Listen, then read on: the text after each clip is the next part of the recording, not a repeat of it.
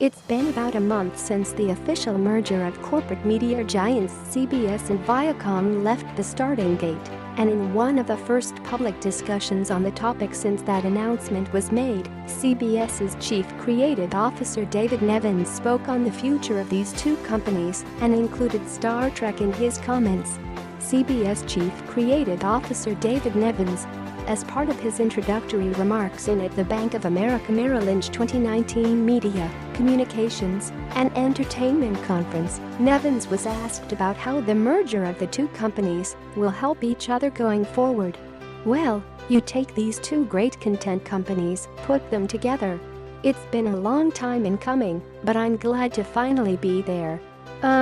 You've got, I think that scale on a fundamental level. That scale helps us, address a rapidly evolving but very hungry market. I think CBS has had a good foray, where we've made big strides into a small streaming world, direct to consumer over the last almost 5 years now with CBS All Access and Showtime. Those efforts are incredibly bolstered by the content and the platforms of Viacom, which has a history of sort of culture-defining brands. When you look at the CBS content mix regarding feature films and kids, obviously Viacom is going to be very, very helpful at addressing that. I think in general just scale its moment, a complementary scale will be very helpful." He was also asked about their recent tactic to air several episodes of The Good Fight, a CBS drama which is distributed exclusively on CBS All Access, just like a certain sci-fi show you may have heard about, on the CBS broadcast network. Nevins described the effort to widen audience awareness to The Good Wife spin-off.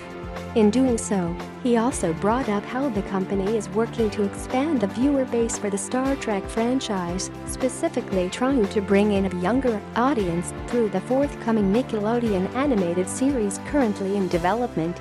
"Windowing is a creative exercise, and I think we've done it better than anybody over the years, and the value is A. content monetization and B. the building of IP and, creating awareness." The example you asked about, The Good Fight, I think it was both. You had this wonderful show that I think was a little underappreciated. We wanted to bring exposure to it and bring it to the broader CBS audience. The CBS broadcast network was the original home of The Good Wife that gave birth to it. It gets more exposure, gets a bigger fan base. Some of those people then want to see the subsequent seasons. They go back to subscribe to CBS All Access. So that's the monetization part of it. So, windowing is a skill, and you've got to be smart about it, a creative exercise in and of itself, and try to figure out what platforms are gonna bring the most attention to build the value of the IP. A lot of what we're doing right now with Star Trek is trying to build that brand.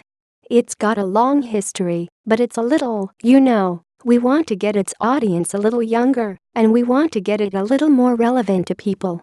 There's going to be an animated Star Trek on Nickelodeon that's already happening, so you're exposing it and hopefully you create this virtuous ecosystem between all the platforms Viacom offers.